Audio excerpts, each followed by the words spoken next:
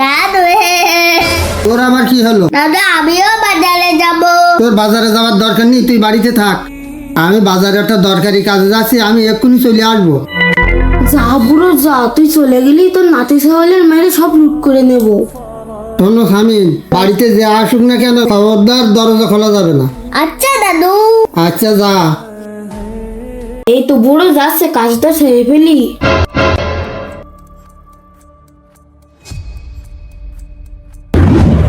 এই পুটু, তোর কি ক্ষুধা লেগেছে? একটা আপেল খা। এই সামিন পাগল, গেট খুলছি বলছি, গেট খোল। তুই গেট খুললে তো জীবনটা শেষ করে দেবো। আরে এখন আবার কে আসছো? যাই গিয়ে দেখে আসি।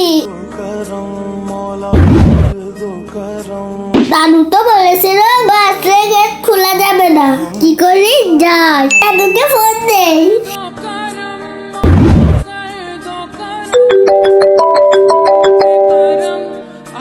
হ্যালো। দাদু, কালো ডাকাত আবার বাড়ির সামনে এসেছে। এই সামিন পাগল, তোর গেট খুলতে বলছি, গেট খোল। গেট খুলতে বলছে, আমাকে মেরে ফেলবে। খবরদার গেট খুলবা না, আমি এক্ষুনি চলে আসতেছি।